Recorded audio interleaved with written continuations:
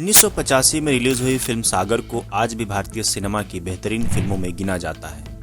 यह film director Ramesh Sippy की एक और माइलस्टोन थी, जिसमें ऋषि कपूर, डिम्पल कपाड़िया और कमल हासन जैसे बड़े नाम थे। इस मूवी ने न केवल सिनेमाई स्तर पर नए मानक तय किए, बल्कि एक्ट्रेस डिम्पल कपाड़िया के करियर की एक नई शुरुआत की।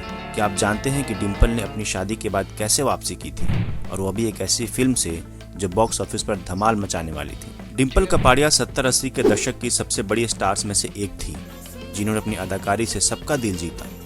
लेकिन सुपरस्टार राजेश खन्ना से शादी के बाद उन्होंने फिल्म इंडस्ट्री से कुछ समय का ब्रेक लिया। उस समय उनका नाम हर तरफ था, लेकिन एक पत्नी और मां के रूप में उनकी जिम्मेदारियां कुछ अलग थी। हालांकि 1985 में रमेश सिप्पी की सागर से डिम्पल ने वापसी की और एक बार फिर से अपनी अदाकारी का जादू दिखाया। जब डिम्पल फिल्म में नजर आई तो उनकी उम्र महज 25 साल थी, लेकिन उनके अभिनय ने फिल्म को एक नई दिशा दी।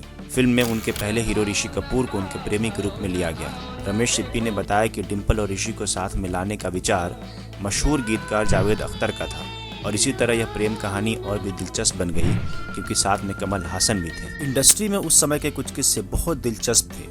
रिपोर्ट्स के मुताबिक डिम्पल को किसी भी फिल्म में साइन करने से पहले राजेश खन्ना की अनुमति लेना बहुत जरूरी था। यह सच है कि फिल्म इंडस्ट्री में राजेश खन्ना की इज्जत थी, और निर्माता भी उनकी अनुमति के बिना किसी भी फिल्म में डिम्पल को कास्ट करने से कतराते थे। ऋषि कपूर की किताब खुल्लम खुल्ला ऋषि कपूर अनसेंसर्ड में भी एक किस्सा साझा किया गया है, जिसमें बताया गया कि राज कपूर को डिम्पल को बॉबी के बाकी हिस्सों की शूटिंग करने की अनुमति लेने के लिए राजेश खन्ना के सामने नतमस्तक होना पड़ा था। 1980 के दशक में आई इस फिल्म की सफलता की कहानी भी कुछ अलग है। 3.2 करोड़ रुपए के बजट में बनी इस फिल्म में सिप्पी ने अपनी सारी मेहनत और दिलो जान लगा दी थी। उन्होंने इसे अपने शोले से भी बड़ा बनाने की कोशिश की, क्योंकि शोले के बाद उनकी किसी भी फिल्म को सफलता नहीं मिली थी। सागर के जरिए सिप्पी ने यह साबित करने की कोशिश की थी कि शोले के बाद भी वो कुछ बड़ा कर सकते हैं। हालांकि फिल्म में ऋषि कपूर और डिम्पल के बीच रोमांस को लेकर कई गॉसिप्स थी। यहाँ तक कि फिल्म में एक किसिंग सीन था, जिसे ऋषि कपूर ने अपनी पत्नी नीतू कपूर से छिपाया था। नीतू को यह तब पता चला जब फिल्म का प्रीमियर हुआ। ऋषि कपूर ने खुद बताया था कि डिम्पल ने नीतू को धमकाया था, और यह सीन कुछ समय के लिए विवादों में भी रहा था। बॉबी के बनने के दौरान एक अफवाह चली थी कि ऋषि कपूर और डिम्पल कपाड़िया के बीच कुछ खास चल रहा है। दोनों के बीच अफेयर की चर्चा भी जोरों पर थी।